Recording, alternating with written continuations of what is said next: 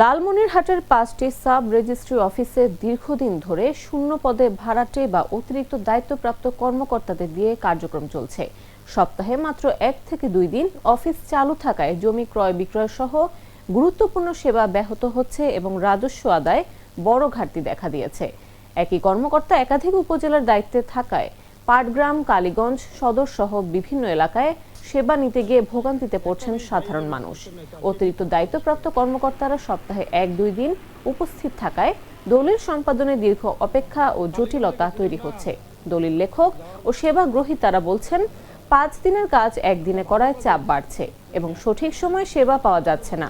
এর ফলে সরকারের রাজস্ব আদায়ও ক্ষতিগ্রস্ত হচ্ছে বলে অভিযোগ করেছেন সংশ্লিষ্টরা। জেলা রেজিস্ট্রার জানিয়েছেন, শূন্য পদ পূরণে মন্ত্রণালয়ে একাধিকবার চিঠি পাঠানো হয়েছে এবং দ্রুত পদায়নের আশা করা হচ্ছে। এদিকে স্থানীয়রা দ্রুত পদায়ন নিয়ে পূর্ণাঙ্গ কর্মকর্তা নিয়োগের দাবি জানিয়েছেন, যাতে সেবা স্বাভাবিক হয় এবং জনগণের দুর্ভোগ কমে আসে। তারা বলেন, দীর্ঘদিন পদ শূন্য থাকায় প্রশাসনিক স্থবিরতা তৈরি হয়েছে এবং দ্রুত সমাধান না হলে রাজস্ব ঘাটতি আরও বাড়বে। বিষয়টি জরুরি হস্তক্ষেপ দাবি করছে।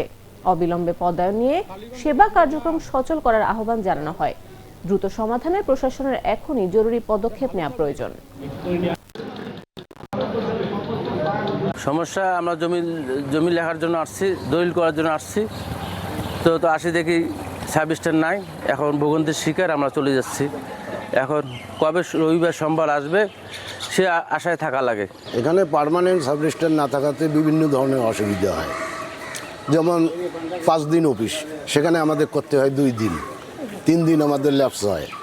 এতে রাজস্বও বঞ্চিত হয়, যার কারণে এই 5টা অফিস পর্যায়ক্রমে ভাগ করিয়া সাবরেজিস্ট্রারকে চালাইতে হয়। আমাদের তো আজকে প্রায় দীর্ঘদিন ধরিয়া স্থায়ী কোনো সাবরেজিস্ট্রার নাই।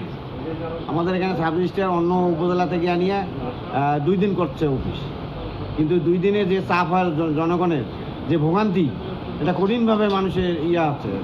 আমাদের চাওয়া যে খুব দ্রুত স্থায়ী সাবরেজিস্ট্রার যাতে প্রতিটা উপজেলায় একজন করে নিয়োগ হয়, এইটা আমাদের দাবি। লালমনিরহাট জেলায় 5টি সাবরেজিস্ট্রি অফিস রয়েছে। এর ভিতরে 2টা সাবরেজিস্ট্রি অফিসে 2 জন সাবরেজিস্ট্রার কর্মরত ছিল। ফেব্রুয়ারি মাসে একজন সাবরেজিস্ট্রার 44তম বিসিএসে প্রশাসন ক্যাডারে চাকরি পাই, উনি চাকরি থেকে ইস্তফা দিয়েছেন।